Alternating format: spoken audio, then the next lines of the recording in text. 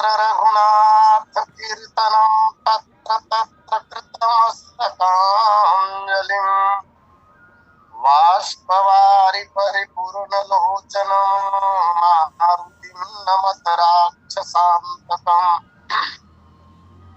गोविंद मेरी यह प्रार्थना है, भूलूं न मैं नाम कभी तुम्हारा।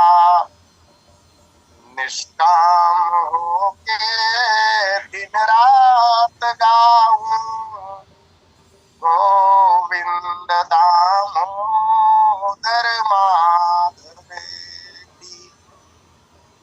देहांत काले मम सामने हो, बंसी बजाते मन को लुभाते। गाता यही मैं तननाथ त्यागूं, गोविंद दामोदर माधवेति। याज्ञवल्क्य भरद्वाज मुनि उमा समेत महेश, बंदो तुलसीदास पुनि काग भुसुंडी खगेश। सिया मांडवी उर्मिला श्रुति कीरति पर बाम। चार ललन चारों लली तुलसी करत प्रणाम। जानकी जीवनम वंदे मांडवी प्राण वल्लभम। उर्मिला रमणं वंदे कीर्तिकांतं नमाम्यहम्। बाले चरित हरि बहुविधि कीन्हा, अति आनंददा सनक दीन्हा। अनुज सखा संग भोजन करहीं, मातु पिता आज्ञा अनुसरहीं। यह मानव जीवन है, जग में मन मंजुल पुण्य कमाते चलो। अवसर ऐसा आएगा नहीं, परलोक का पंथ बनाते चलो। सत्संग करो पर पीर हरो, हरि को सुमरो सुख पाते चलो। सिया राम सिया, सिया राम सिया, सिया राम सिया नित गाते चलो। बोलिए सियावर रामचंद्र की जय। परम इष्ट श्री सीतारामचंद्र जी महाराज, श्री भोलेनाथ जी, श्री सीताराम जी के चरण कमलों में नित्य अनुराग रखने वाले हनुमान जी महाराज, कालजयी ग्रंथ श्रीमद् रामचरितमानस के प्रणेता पूज्यपाद गोस्वामी जी महाराज, श्री राम कथा सत्संग लिंक से जुड़े हुए समस्त समादरणीय महानुभावों, अर्चनीय वंदनीय पूजनीय माताओं तथा बहनों, इस पावन कार्यक्रम के संचालक आदरणीय पटेल जी, आज के प्रथम लिंक के वक्ता पूज्य चरण पंडित दीवान जी महाराज एवं तृतीय लिंक में जिन्हें हम सुन पाएंगे पूज्य चरण डॉक्टर पाठक जी महाराज। आइए भगवान की असीम अनुकंपा के परिणाम पर जो समय प्राप्त हुआ है, इस प्राप्त क्षणों का सदुपयोग करने का प्रयास करें। भगवान के बाल चरित्र का वर्णन विगत 21 दिनों से गतिमान है। आज आप भगवान की बाल लीलाओं का 22वां भाग सुन पा रहे हैं। जहां गोस्वामी जी महाराज ने कहा अनुज सखा संग भोजन करही मातु पिता अनुसरही। भगवान अपने भाइयों और बाल सखाओं के साथ नित्य भोजन करते हैं और प्रभु माता और पिता के आज्ञा का अक्षरशः पालन करते हैं। गोस्वामी जी महाराज ने इस प्रसंग के उत्तरार्ध भाग में भगवान राम की बाल लीला के साथ साथ भगवान राम के विभिन्न गुणों का, पृथक पृथक गुणों का वर्णन किया है। इसके पूर्व हमने देखा भगवान अपने भाइयों और बाल सखाओं के साथ नित्य मृगया करने जाते हैं। वहां से शिकार को लाकर चक्रवर्ती जी महाराज को दिखलाते हैं। यहाँ यह भी दर्शन प्राप्त हो रहा है कि ये सब कार्य यद्यपि ये सब सारे कार्य यद्यपि भगवान ही प्रधान है इस मंडली में, इस मंडली का समस्त ब्रह्मांड में भगवान ही प्रधान, तो भी ये सब काम प्रभु अकेले नहीं कर रहे हैं। भगवान की दिनचर्या का वर्णन इस प्रसंग में किया गया है ऐसा लगता है। भगवान प्रातः काल उठते हैं, प्रातः काल उठ के रघुनाथा मातु पिता गुरु नावहि माथा, ये भगवान की दिनचर्या। सखाओं को लेकर वन में जाते हैं, शिकार को लाकर पिताजी महाराज को दिखलाते हैं, परीक्षण कराते हैं और जब शिकार करके भगवान बाल सखाओं और भाइयों के साथ वापस लौटते हैं तब तक दोपहर के भोजन का समय हो जाता है। जब दोपहर का समय हो गया, भोजन का समय हो गया, तो गोस्वामी जी महाराज स्पष्ट संकेत कर रहे हैं कि सर्वसमर्थ होते हुए भी भगवान कभी अकेले भोजन नहीं करते। भगवान कभी अकेले भोजन नहीं करते, बल्कि क्रम जो दिया गोस्वामी जी महाराज ने अनुज सखा संग भोजन करें, महत्व दिया जा रहा है। भाइयों और बाल सखाओं के साथ ही भगवान भोजन करते हैं और साथ में भोजन करना यह नीति है। परिवार में भी यदि साथ साथ भोजन किया जाए तो इससे परिवार के जो सदस्य हैं उनमें प्रेम और सौहार्द की स्थिति सुदृढ़ होती।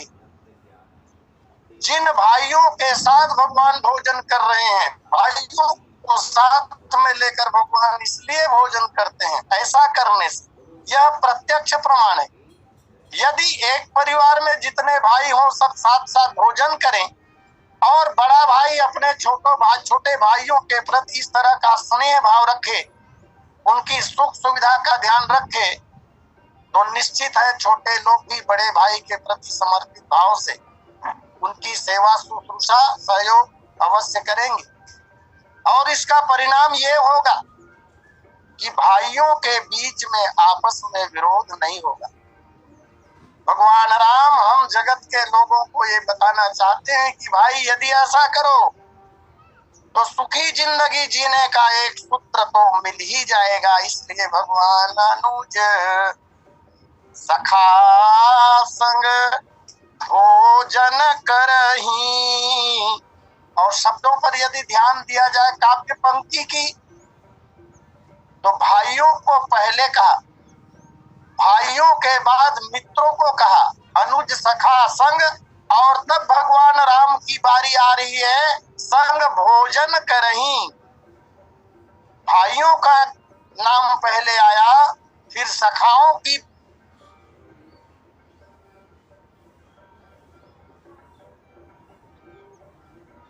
राम को छोड़कर जगत में अपने आश्रित जनों का और कौन कर सकता है। इस तरह ऐसा करके भगवान नीति का पालन करते हैं। यहाँ मित्र प्रेम और भ्रातृ प्रेम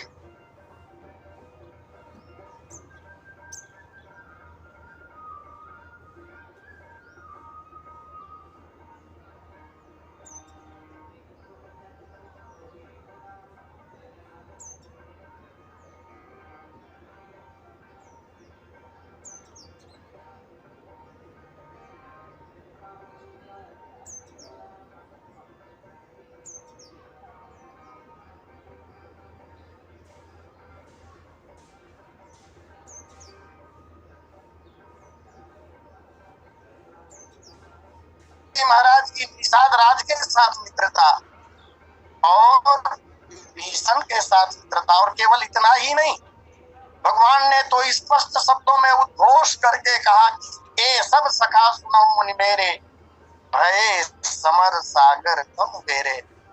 सब भगवान के सखा हो जाते हैं।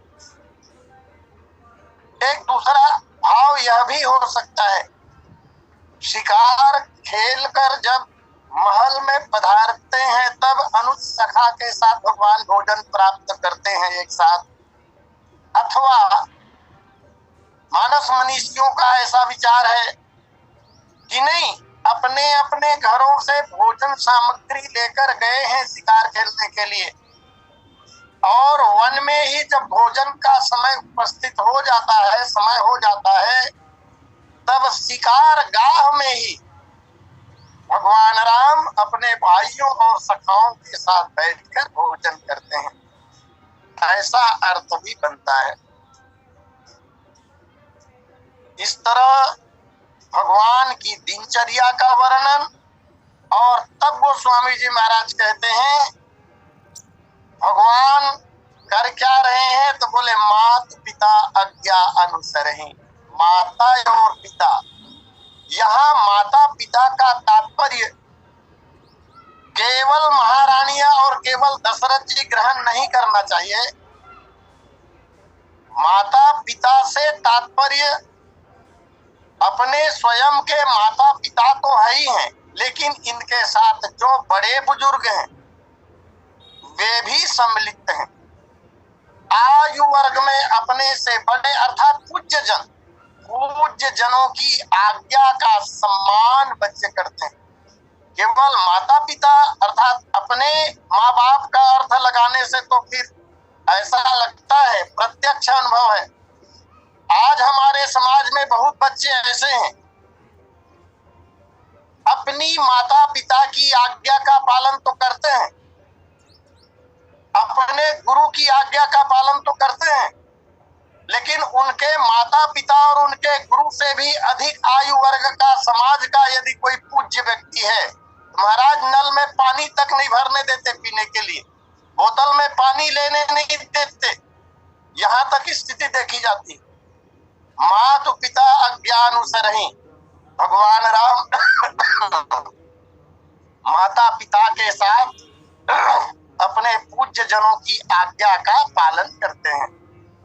अच्छा, महाराज चक्रवर्ती जी का जो आदेश हो जाए अथवा माताओं का जो आदेश हो जाए, उनका पालन तो भगवान करते ही हैं, परंतु यदि भगवान के पास अवकाश हो और आज्ञा न हो माता पिता की, तो उस खाली समय में भगवान क्या करते रहे होंगे, एक प्रश्न बनता है।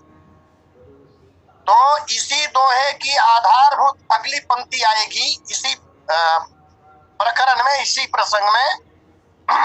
भगवान राम स्वयं आज्ञा मांगते, भगवान के पास अवकाश हो, भगवान के पास समय हो, और यदि माता पिता की कोई आज्ञा प्राप्त न हो तो प्रमाद में समय नहीं गुजारते प्रभु। आयस मांग करहि पुर काजा, स्वयमेव स्वयं से खुद भगवान राम चक्रवर्ती जी से माताओं से आज्ञा मांगते हैं, और आज्ञा मांगकर अयोध्या के अन्य राज कार्यों का संपादन करते हैं। आयस मांग करहि पुर काजा, और केंद्र में केवल एक ही उद्देश्य है, क्या, जिससे सब लोगों का हित हो जाए, सबका भला हो जाए। इस तरह आज्ञा मांगकर भगवान जब कार्य करते हैं तो भगवान के उन कार्यों को देखकर देखी चरित हर्षै मन राजा, चक्रवर्ती जी महाराज बड़े प्रसन्न होते हैं। यदि ऐसा आज्ञाकारी पुत्र हो तो संसार में ऐसा कौन पिता है, संसार में ऐसी कौन माता भला हो सकती है जो अपने पुत्र की इस तरह के बर्ताव पर प्रसन्न न हो। माता पिता अतीव प्रसन्न होते हैं। और माता पिता की प्रसन्नता व्यक्ति के सौभाग्य को उदित करने का सूचक है। जिनके माता पिता प्रसन्न हो जाते हैं, प्रसन्न होकर माता पिता के हृदय से जो आशीर्वाद फूटकर निकलता है, वह व्यक्ति के जीवन का निर्माण करता है। अनेकों कथाएं इस संबंध में प्राप्त होती हैं। श्रवण कुमार जी की कथा जगत जानता है। माता पिता के कितने बड़े भक्त थे श्रवण कुमार। ऐसा पुत्र यदि लौकिक लोगों में देखा जाए, सांसारिक लोगों में देखा जाए, 1-2 किलोमीटर इलाज कराने के लिए कोई अपने कंधे पर, पीठ पर माता पिता को लाद कर ले जाता है, यह बात देखा सुना जाता है। लेकिन माता और पिता दोनों को एक साथ लेकर तीर्थाटन कराने के लिए जो पुत्र जाए, ऐसा पुत्र तो दुर्लभ ही। श्रवण कुमार माता पिता के भक्त हुए, स्वर्ण अक्षरों में इतिहास लिखा गया। श्रवण कुमार जी का नाम आज अत्यंत श्रद्धा के साथ लिया जाता है। और पुत्रों में चरित्र निर्माण की बात जब आती है तो श्रवण कुमार का उदाहरण दिया जाता है। पितृभक्तों की श्रेणी में बहुत से महापुरुष हुए। महाभारत काल में भीष्म पितामह पितृभक्ति के कारण ही इच्छा मृत्यु का वरदान जिसे प्राप्त हो गया, और तो और वृद्धावस्था में भी पांडव सेना के 10,000 सैनिकों का वध प्रतिदिन भीष्म पितामह कर रहे थे। अखंड बाल ब्रह्मचारी, शौर्य की प्रतिमूर्ति, पराक्रम का प्रतीक, यह पितृभक्ति का ही तो परिणाम था। भगवान राम भी स्वयं माता पिता की आज्ञा का पालन करके सारे जगत को समझा रहे हैं। मैंने निवेदन किया था कि इस प्रसंग में भगवान के पृथक पृथक गुणों का वर्णन गोस्वामी जी महाराज ने किया है। प्रथम क्रम में यदि हम देखें तो भाइयों और मित्रों के साथ शिकार खेलने जाते थे, जैसा कि मैंने कहा, बंधु सखा संग ले ही बुलाई, वन मृगिया नित खेल ही जाई। ये भगवान का प्रथम गुण। दूसरे गुण के रूप में गोस्वामी जी महाराज ने कहा कि यद्यपि आप बड़े हैं, रामचंद्र जी महाराज, और लौकिक दृष्टि से भी चक्रवर्ती सम्राट के ज्येष्ठ सुपुत्र हैं,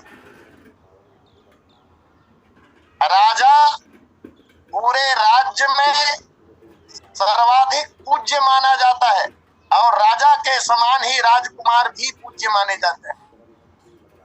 इस दृष्टि से भी यदि देखा जाए तो भगवान राम सबसे बड़े हैं, लेकिन इतने बड़े होते हुए भी भगवान राम की पूरी लीला में कहीं भी ऐश्वर्य का प्रदर्शन नहीं है।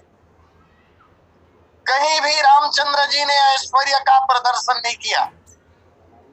आज समाज में देखने को मिलता है, थोड़ा सा बल क्या मिल गया, थोड़ी सी सिद्धि क्या प्राप्त हो गई, थोड़ा सा ज्ञान क्या मिल गया, अपने ऐश्वर्य का प्रदर्शन के ऊपर प्रदर्शन करते हुए लोग दिखाई देते हैं। और कथा तो यहाँ तक कहती है, ऐश्वर्य का प्रदर्शन शास्त्र विरुद्ध है। भगवान श्री रामचंद्र जी महाराज ने भगवती सीता को मना भी किया था कि देवी, अपने ऐश्वर्य का प्रदर्शन कभी मत करना, क्योंकि हमारा अवतार लीला करने के लिए हुआ है। मनुष्य जैसा करते हैं उसी तरह के कार्य हमें कर, ऐश्वर्य का संपादन नहीं। भगवान राम की भी कहीं भी ऐश्वर्य का प्रदर्शन नहीं है। मित्रों के साथ बैठकर साथ भोजन करते हैं, चाहते तो अकेले कर लेते। चक्रवर्ती राजकुमार है, जिस चौपाई पर अभी चर्चा चल रही है, अनुज सखा संग भोजन करें, ये भगवान का दूसरा गुण। तीसरा गुण का वर्णन इसी पंक्ति में गोस्वामी जी ने किया, मातु पिता आज्ञा अनुसरहि। माता पिता के आज्ञा का पालन करते हैं। आज तो बड़ी विडंबना है, माता पिता अपने पुत्रों को आज्ञा देने से घबराने लगे, इसलिए कि आज्ञा का पालन तो होगा नहीं, ऊपर से पलटवार होने की प्रबल संभावना दिखाई देती है। मैंने कभी कथा में सुनी थी, कहीं कथा हो रही थी, बड़े अच्छे उच्च कोटि के कथावाचक और सभा में यह बात कह रहे थे कि देखो माता पिता की आज्ञा का पालन करना चाहिए, श्रवण कुमार की तरह। और सभा में उंगली घुमाते हुए उन्होंने यह बात कह दी कि समाज में बैठे हुए जो नौजवान लोग हैं, उनमें से कौन इस बात को मानने के लिए तैयार हो सकता है, कौन श्रवण कुमार की तरह अपने माँ बाप का सेवा कर सकता है। यदि एक दो लोग भी निकल गए तो मेरी कथा सार्थक हो जाएगी। एक बड़बोला लड़का उस समाज में बैठा हुआ था। ऐसा नहीं है कि कथा पंडाल में लोग बैठे हैं तो सब परम धार्मिक है। बहुत लोग धार्मिक लोगों की सूची में नाम जुड़वाने के लिए भी जाते हैं, ऐसा देखा जाता है। तो उस लड़के ने दृष्टि घुमा कर देखा, कोई हाथ उठा ही नहीं रहा है, और तब उसने हाथ ऊपर किया। पंडित जी बड़े प्रसन्न हुए, इस युग में कम से कम एक श्रवण कुमार बनने के लिए तैयार तो है। खड़ा कराया गया समाज में, और कथावाचक पंडित जी ने कहा, क्यों पक्की बात करते हो, श्रवण कुमार बनकर अपने माँ बाप की सेवा करोगे? उस लड़के ने जो जवाब दिया वह हैरानियत में डालने वाली बात थी। उन्होंने कहा, पंडित जी महाराज, मैं तो श्रवण कुमार कब का बना बैठा हूँ, बहुत समय से श्रवण कुमार बन करके मैं तैयार हूँ। पंडित जी ने कहा, जब श्रवण कुमार बन ही गए हो तो माता पिता की सेवा से तुमको किसने रोका? और तब उस लड़के ने कहा, मैं तो श्रवण कुमार बन गया हूँ, लेकिन मेरे माता पिता तो अंधे बने पहले, अंधी अंधा वो बन जाए तब तो मैं सेवा करूं। दुर्भाग्य है। भगवान राम ऐसे सिर फिरे लोगों को समझाने के लिए स्वयं करके दिखा रहे हैं। मातु पिता आज्ञा अनुसरहि, ये भगवान का तीसरा गुण। और इसी पंक्ति में ऐसा संकेत भी प्राप्त हो रहा है कि मातु पिता आज्ञा अनुसरहि, माता और पिता के आज्ञा का पालन भगवान राम स्वयं करते हैं। देखिए, मैं निवेदन करूं, भोजन साथ साथ कर रहे हैं, अनुज सखा संग भोजन कर रहे हैं, भोजन साथ साथ करते हैं, लेकिन माता पिता की जब आज्ञा हो जाती है तो उस आज्ञा का पालन करने के लिए भगवान राम न तो अपने भाइयों को कहते हैं और न मित्रों को कहते हैं कि पिताजी महाराज ने ये बात कही है, इसका पालन तुम लोग करो। नहीं, अपने सखा से, अपने भाइयों से भगवान ने नहीं कहा, बल्कि आज्ञा का अनुसरण तो भगवान राम मातु पिता आज्ञा अनुसरहि, भगवान राम स्वयं माता पिता के आज्ञा का पालन करते हैं। अब भगवान राम तो माता पिता आज्ञा पालन के लिए इतने समर्पित हैं। भगवान राम ने अयोध्या कांड में स्वयं कहा है, सोनु जननी सोई सुत बड़ भागी, जय पितु मातु वचन अनुरागी। ये श्रीमुख से निकले हुए वचन है। सुनु जननी सोई सुत बड़ भागी, जय पितु मातु वचन अनुरागी। तनय मातु पितु तोष निहारा, दुर्लभ जननी सकल संसारा। भगवान राम कहते हैं कि वह पुत्र धन्य है, वह पुत्र बड़ा भाग्यशाली है जो अपने माता पिता के वचनों में अनुराग रखते हैं, प्रेम पूर्वक माता पिता के दिए हुए वचनों का पालन करते हैं। और इसी मानस जी में भगवान ने एक जगह और कहा, गोस्वामी जी महाराज कह रहे हैं, पिता की आज्ञा का पालन कैसे हो? तो अनुचित उचित विचार तजी, जे पालहि पितु बैन, ते भाजन सुख सुजस के, बसहि अमर पतियैन। पिता की आज्ञा का पालन तो इतनी निष्ठा के साथ किया जाना चाहिए कि पिता की आज्ञा अनुचित है कि उचित है इस पर विचार ही नहीं करना है। और ऐसा किया है भगवान परशुराम जी। अनुचित उचित विचार तजी, जे पालहि पितु बैन। लेकिन आज्ञा पिता की होनी चाहिए। आज्ञा यदि पिता की है तो अनुचित उचित का विचार बिल्कुल न करें। और अगर आज्ञा देने वाला पिता है, छोटे ही के स्थान पर बड़ाई, तो क्षमा कीजिएगा, भूलकर भी पालन नहीं करना चाहिए। क्योंकि चौपाई ये दोहा स्वयं कह रहा है,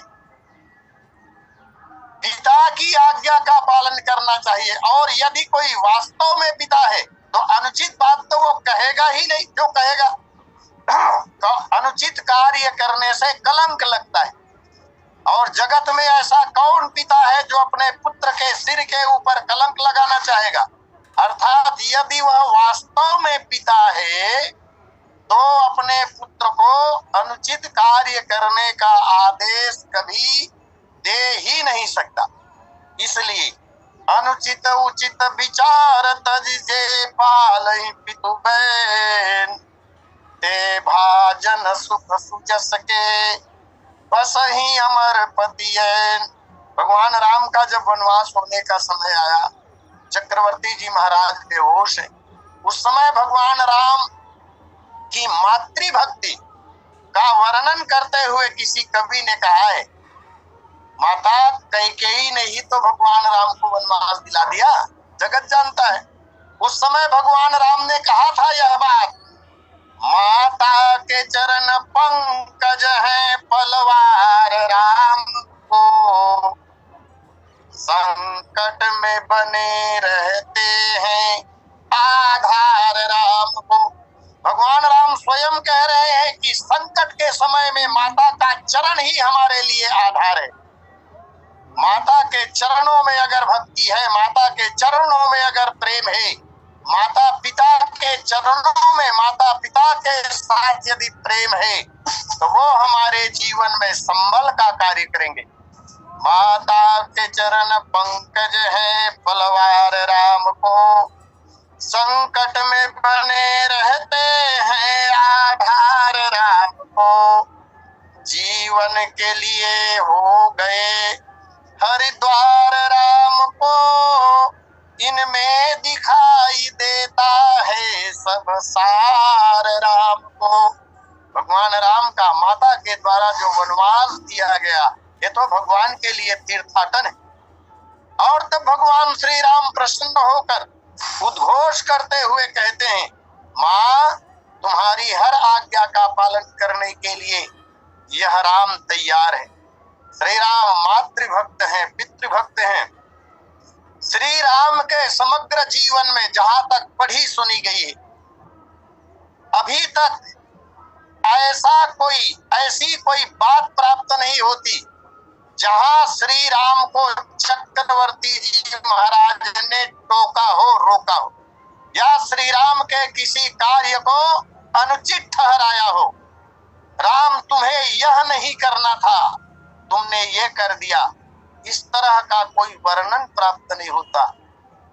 ऐसे आदर्श है राम। वो श्री राम माता के प्रति समर्पित होकर यह बात कहते हैं कि माँ तुम्हारे लिए मेरा सर्वस्व अर्पित है। चुन चुन के दिल की धड़कन चरणों में डाल दूं मैं, जीवन को दूं सरसता उर को उबाल दूं मैं। हे माता, तुम्हारे लिए तो मैं अपने कलेजे को काट काट कर समर्पित करने के लिए तैयार हूँ। चुन चुन के दिल की धड़कन मेरी एक एक सांस, मेरा एक एक धड़कन तुम्हारे चरणों में समर्पित है माँ।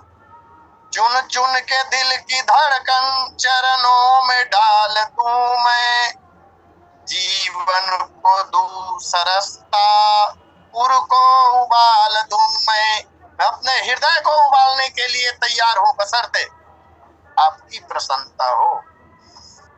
ये अयोध्या है क्या?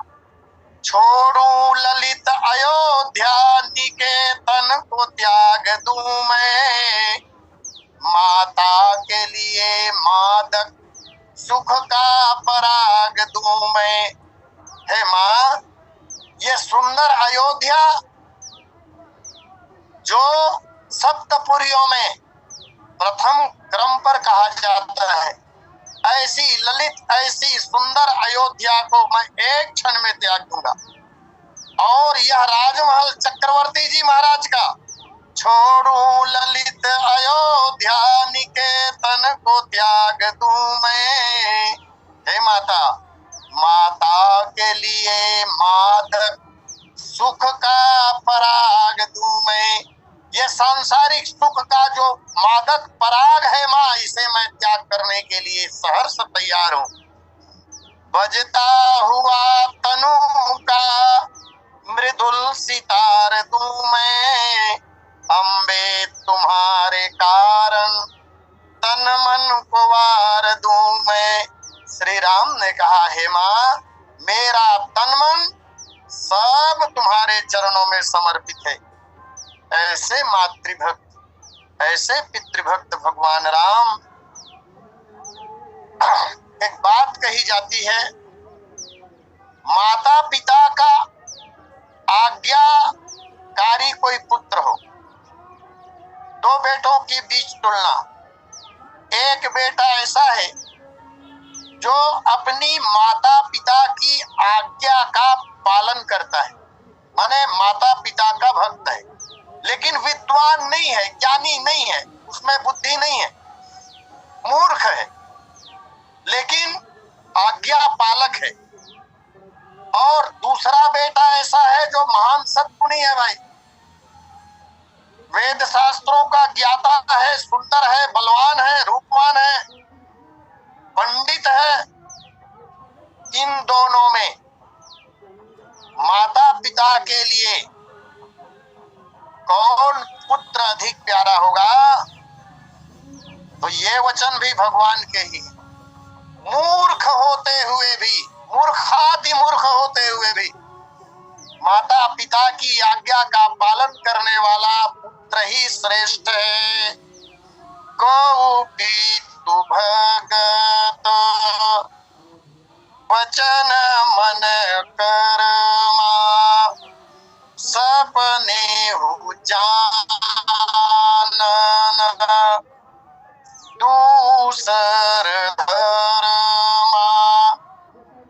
यह पुत्र स्वप्न में भी दूसरे धर्म को नहीं जानता, केवल और केवल मन वचन कर्म से माता पिता की आज्ञा का केवल पालन करता है। गौ पितु भगत वचन मन कर्मा, सपने हो जान न दूसर धर्मा। सो सुत प्रिय पितु प्राण समाना, यद्यपि सो सब भांति अयाना।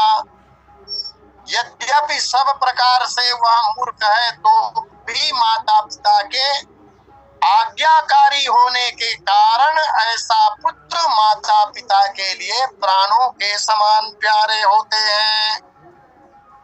और यहाँ तो भगवान श्री रामचंद्र जी महाराज सकल गुण के निधान हैं, सौंदर्य के सागर हैं, शील के सिंधु हैं, आनंद के समुद्र हैं। और इतना सब कुछ होते हुए माता पिता की आज्ञा का पालन सदैव करते रहते हैं। तब अपने माता पिता को, चक्रवर्ती जी को, महारानियों को भगवान प्रिय कैसे नहीं होंगे? भगवान तो केवल राजा रानी की बात नहीं, पूरी अयोध्या नगरी के सब लोग भगवान से प्राणों के समान प्यार करते हैं। इस तरह आइए कथा अपनी पूर्णता के आसपास है। अस्तु अपनी वाणी को यहीं विराम देते हुए बहुत सम्मान के साथ आमंत्रित करूं आदरणीय पटेल जी को। बोलिए सियावर रामचंद्र की जय। बोलिए सियावर रामचंद्र भगवान की जय। सबसे पहले तो बहुत बहुत धन्यवाद आचार्य जी, आपके श्रीमुख से सुंदर कथा, नीति परक कथा, हितोपदेश कथा, अनुकरणीय कथा। भगवान अनुसखासन भोजन करहि, मातु पिता आज्ञा अनुसरहि। शास्त्रों में कहा गया कि इष्ट जनैः सह भुक्त भुक्तम, अर्थात इष्ट लोगों के साथ ही भोजन करना चाहिए। सुख में अनुज और सखाओं का स्मरण भगवान करते हैं और आज्ञा पालन में वे स्वयं प्रस्तुत रहते थे। अनुज और सखा को यह नहीं कहते थे कि जो आज्ञा जाकर कर दो। माता को पिता से अधिक मानते थे, इसलिए यहाँ पर गोस्वामी जी ने माता पहले और पिता का नाम बाद में लेते हैं। आदरणीय जन, चूंकि विगत 4 वर्षों से आप सबके सहयोग से श्री हनुमान जी महाराज की कृपा से ऑनलाइन कथा गतिमान है, सबका सहयोग निरंतर मिल रहा है। कुछ कभी 8-10 दिनों का ब्रेक भी मिला। सभी से निवेदन है कि कथा में जुड़िए, सहयोग कीजिए और